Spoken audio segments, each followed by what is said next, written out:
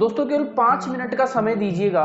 आज आपको पृथ्वी से 400 किलोमीटर की ऊंचाई पे अंतरिक्ष में रहने वाले लोगों की एक नई दुनिया की सैर कराते हैं, जो केवल 90 मिनट में अर्थात मात्र 1.5 घंटे में हमारी पूरी पृथ्वी का एक चक्कर लगा लेते हैं। एक दिन की अगर कैलकुलेशन की जाए दोस्तों, तो एक दिन में ये बिल्कुल सटीक 16 चक्कर हमारी पृथ्वी के लगाते हैं। अर्थात इन्हें एक दिन में 16 बार सूर्योदय व सूर्यास्त को देखने का मौका मिलता है।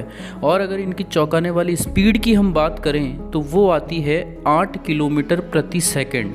अर्थात ये 1 सेकंड में 8 किलोमीटर की दूरी तय करते हैं। और 1 घंटे की कैलकुलेशन अगर हम करें तो 1 घंटे में ये 28,000 किलोमीटर की दूरी तय करते हुए पिछले कई दशकों से हमारी पृथ्वी के चक्कर लगा रहे हैं। जिंदगी इतनी आसान नहीं है दोस्तों यहाँ रहने वाले लोगों की।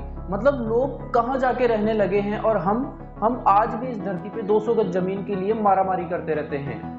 हम विज्ञान के या साइंस के क्षेत्र में कितना ही आगे क्यों ना चले जाएं, लेकिन मेरा मानना है कि हर इंसान, हर वैज्ञानिक के जीवन में एक समय ऐसा जरूर आता है जब चीजें उसके बस से बाहर हो जाती है और उस समय हमें इस ब्रह्मांड में मौजूद एक अद्वितीय शक्ति को स्वीकार करना पड़ता है, जिसे हम ईश्वर कहते हैं। दोस्तों, ये अंतरिक्ष में रहने वाले लोग मानव द्वारा निर्मित एक स्पेस स्टेशन के अंदर रहते हैं, जो इंसानों द्वारा निर्मित आज तक की सबसे महंगी वस्तु है, जिसका नाम है इंटरनेशनल स्पेस स्टेशन।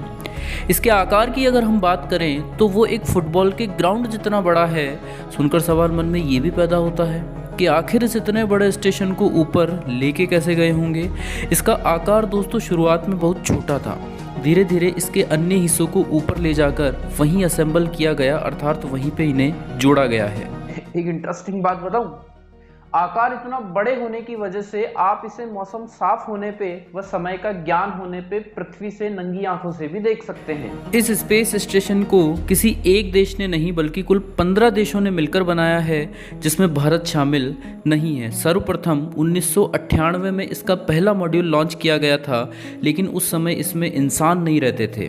फिर इसमें कुछ और मॉड्यूल लॉन्च कर असेंबल किए गए और 2000 में सर्वप्रथम कुछ एस्ट्रोनॉट्स इसमें रहने गए। और 2000 से लेके दोस्तों आज तक का रिकॉर्ड है कि आईएसएस कभी खाली नहीं रहा है। इसमें हर वक्त कम से कम 6 से 7 एस्ट्रोनॉट्स मौजूद रहते हैं। यहाँ किसी भी अंतरिक्ष यात्री को 6 महीने से ज़्यादा वक्त तक नहीं रखा जाता है, क्योंकि यहाँ पर ग्रेविटी लगभग 0 के बराबर है, जिसे हम माइक्रो ग्रेविटी कहते हैं। गुरुत्वाकर्षण कम होने की वजह से यहाँ कई महीनों तक रहने वाले अंतरिक्ष यात्रियों की मसल्स व हड्डियाँ कमज़ोर हो जाती है।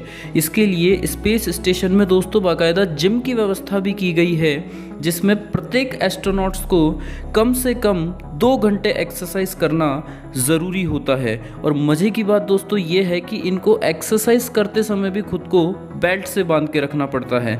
और जब ये एस्ट्रोनॉट्स वापस धरती पर आते हैं तो दौड़ना तो दूर दोस्तों, ढंग से चलने में भी इन्हें महीनों का समय लग जाता है। यहाँ उन्हें हर चीज़ को मैग्नेट से बांध के रखना पड़ता है, अदरवाइज वो वस्तु हवा में तैरने लगेगी। बाकी कुछ भी कहो, यहाँ रहने का एक्सपीरियंस बड़ा शानदार रहता होगा, 100 बातों की एक बात है। यहाँ पर ग्रेविटी ना के बराबर होने का कारण इसकी ऊंचाई नहीं है दोस्तों, ये तो मात्र 400 किलोमीटर की ऊंचाई पर ही स्थित है और वहाँ पर तो पृथ्वी का गुरुत्वाकर्षण अच्छा खासा रहता है। यहाँ गुरुत्वाकर्षण नहीं होने का कारण है इसकी रफ्तार।